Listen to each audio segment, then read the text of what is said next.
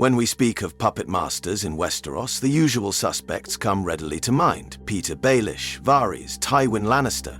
Yet there is another, hidden deeper in the folds of history and legend. A figure whose long fingers might still be weaving the tapestry of power from beyond the wall.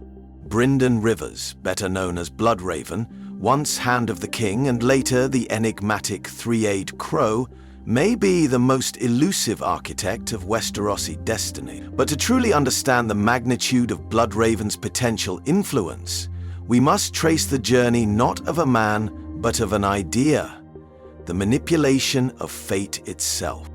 Bloodraven was not merely a master of courtly intrigue.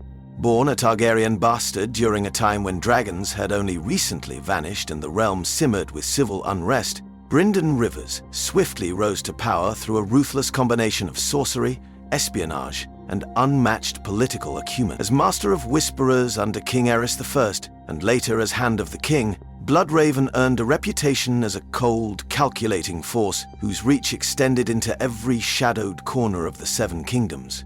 Tales say 1,000 eyes and one watched over Westeros during his tenure, a phrase that seemed metaphorical, until you realize Bloodraven was not merely gathering information, he was shaping events. When he was eventually sent to the Wall in disgrace, many believed it was the end of his story. Yet the Wall was never a tomb for Brynden Rivers. It was a gateway to a far greater destiny. He disappeared beyond the Wall and transformed into something ancient, something elemental, a being tied to the very weft of time through the power of the weirwoods. It is here, as the Three-Eyed Crow, that Bloodraven became more than a mere player in the Game of Thrones. He became an architect of history itself, whispering through the roots of the world. Consider for a moment the arrival of Jon Snow at the Wall, the revival of ancient magics, the sudden stirring of the White Walkers after centuries of dormancy. Are these random, disconnected occurrences, or do they hint at a guiding hand? Bloodraven's abilities allow him to reach into the past, to see distant events, and perhaps even to influence them subtly through dreams and visions. When Bran Stark falls from the tower in Winterfell, his mind is opened not by chance, but seemingly by design. "Fly or die," the crow tells him. Words that suggest urgent purpose rather than passive observation. Bloodraven's involvement becomes even more suspect when we consider the broader context of Westeros's political disintegration. The death of Jon Arryn, the fall of Robert Baratheon, the War of the Five Kings, all these events rip the kingdom apart, creating a fertile ground for the return of ancient powers. Bloodraven, through Bran and perhaps others, may not simply be an observer to this chaos. He might be nurturing it, ensuring that the old, natural magics of Westeros, long dormant under the rule of steel and crown, are reborn in fire and blood. If so, the true game was never about thrones at all. It was about awakening the world. To grasp the true scope of Bloodraven's potential machinations, we must consider the ancient forces he may be allied with, or perhaps manipulating.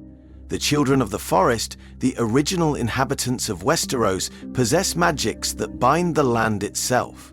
Bloodraven's immersion into their mysteries through the Weirwood network blurs the line between man and myth. No longer tethered to mortal ambition, he might serve a grander, older agenda, the rebalancing of a world thrown into disharmony by the ambitions of men. Yet, even among the children, Bloodraven remains a stranger, a man of blood and bone in a realm of roots and memory. Through Bran Stark, Bloodraven seeks to pass on his knowledge, but not with full transparency. His lessons are fragmented, dreamlike, filled with riddles and silences. It begs the question, is Bloodraven truly preparing Bran to be a savior, or is he shaping Bran into a weapon of his own making? Bran's visions rarely show the present. They are windows into the past, or cryptic warnings of the future. Under Bloodraven's guidance, Bran becomes less a boy and more a vessel for ancient power. A vessel that might unknowingly carry Bloodraven's will into the coming wars. The theory that Bloodraven is the true Puppetmaster hinges not on overt domination, but on subtle orchestration. Dreams are seeded, decisions are nudged, direwolves are born in an age that had forgotten them. Dragons hatch after lifetimes of slumber. Bloodraven's influence flows not through crowns and swords, but through the deep, unseen roots that nourish the very world of Westeros. His power is not shouted from battlements. It is whispered into the bones of the land, carried on the winds that stir the leaves of the weirwoods. And what of the Night's Watch? Once a proud order, now dwindled and broken, yet still standing at the edge of the world. Bloodraven's presence beyond the wall coincides suspiciously with strange stirrings among the dead. Could it be that Bloodraven, so intertwined with the magic of life and death, has also played a role in awakening the others, the White Walkers? Perhaps not as an act of malice, but as a grim necessity, a force to counterbalance the unchecked greed and destruction of humanity. In George R.R. Martin's world, good and evil are rarely pure. They are tangled, tragic, and inevitable. This lens invites us to reinterpret the entire saga. The wars of Westeros, the rise and fall of kings, the bloodshed and betrayal, all might be the surface ripples of deeper currents stirred long ago by Bloodraven's hand. Not for personal gain, but for the survival of the world itself, in a way so alien to human thinking that it appears monstrous. If Bloodraven is the Puppetmaster, then he is a Puppetmaster not of men, but of destiny, pulling the strings of history itself to a purpose few can even comprehend. Looking back through the long, winding corridors of Westerosi history, Bloodraven's shadow looms larger than it first appears. His roots stretch back to the Blackfire rebellions, where his loyalty to House Targaryen was absolute and his methods brutal. It was Bloodraven who crushed the dreams of Daemon Blackfire's descendants, ensuring that the Targaryen line would remain unbroken, at least for a time. His acts during these conflicts were not those of a man grasping for power, but of one determined to preserve a particular vision of order. In many ways, the Blackfire Rebellion set the tone for Bloodraven's entire existence, a tireless guardian of a balance only he understood, willing to sacrifice honor, morality, and even his own humanity to maintain it. When Bloodraven was exiled to the Wall, the political world assumed it had rid itself of a dangerous man. But in reality, Westeros had only pushed its most vigilant sentinel beyond the realms of kings and councils and into the heart of magic itself.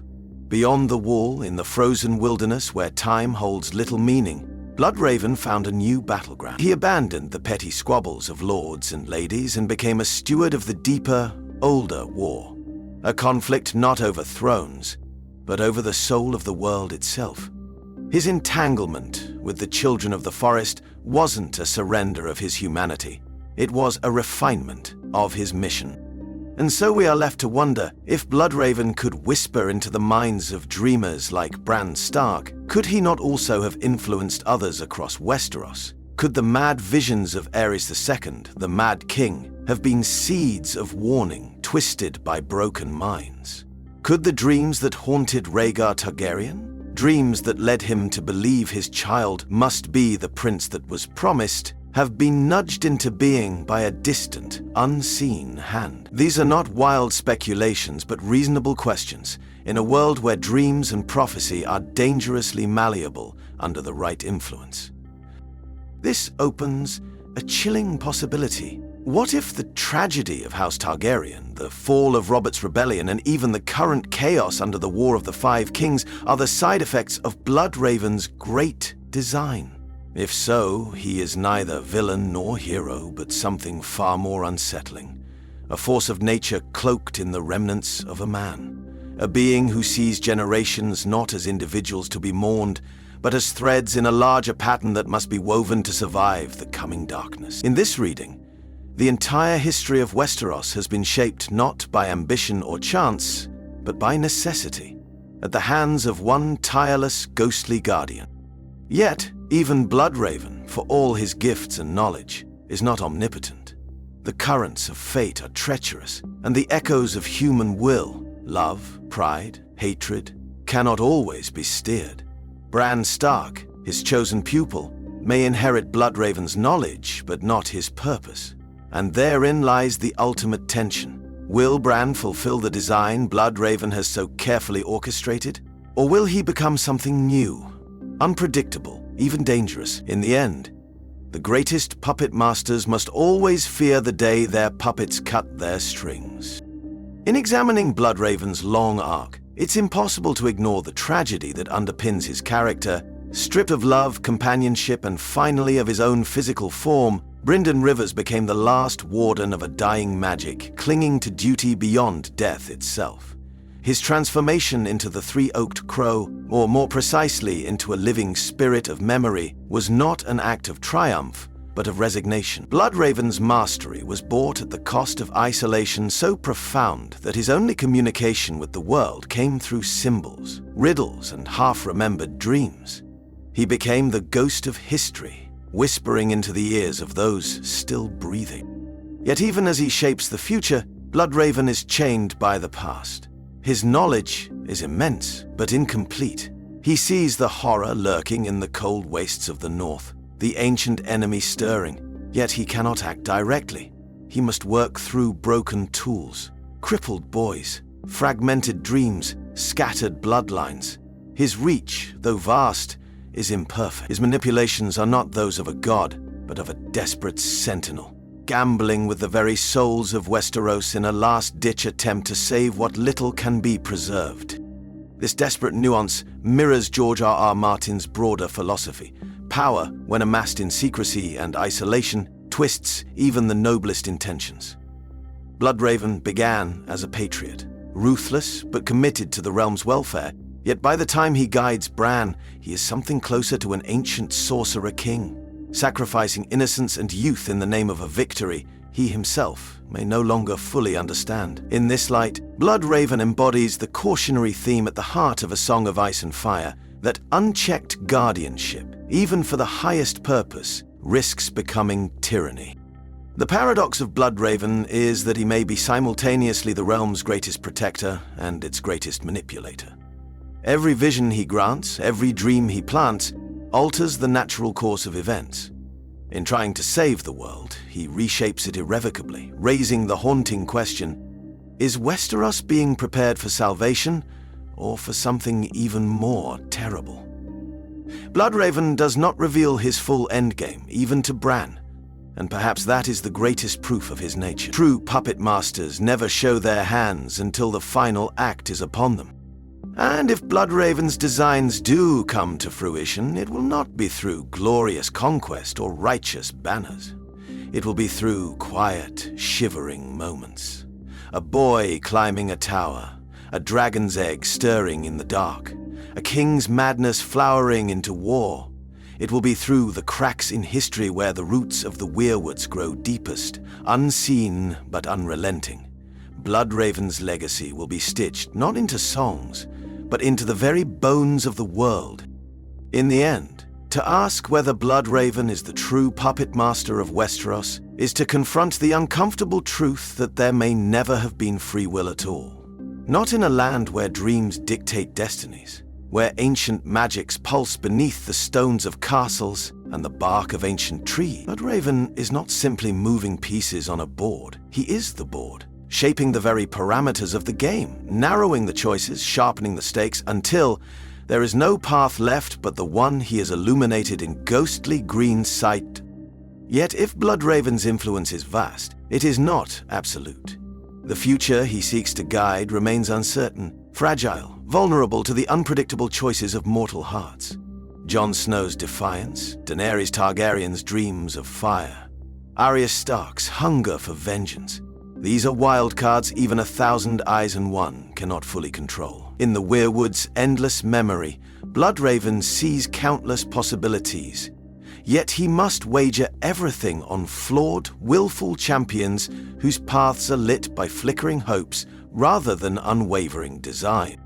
This uncertainty preserves the humanity at the heart of George R.R. Martin's story. Bloodraven may be a near-immortal sorcerer bound to the heart of the world, but he is not fate itself. He is a fallen man trying to mend a broken world with tools that were never meant for such delicate tasks. In his ceaseless vigilance, he reflects the deepest fear of any guardian, that no matter how carefully you plan, the world will choose its own destiny in defiance of your every sacrifice. Thus, Bloodraven's saga stands as both warning and wonder. His is the tale of a man who became legend, a legend who became myth, and a myth that became the silent architect of an age.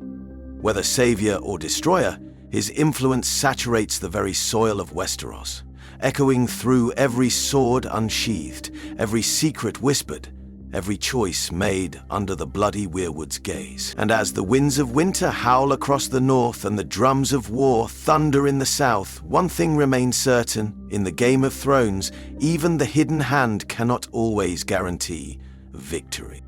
So the next time you hear the ravens calling across the cold skies of Westeros, listen closely. Perhaps it is only the wind, or perhaps it is the last lingering whisper of Bloodraven, still watching, still guiding, still dreaming of a world that may never be saved.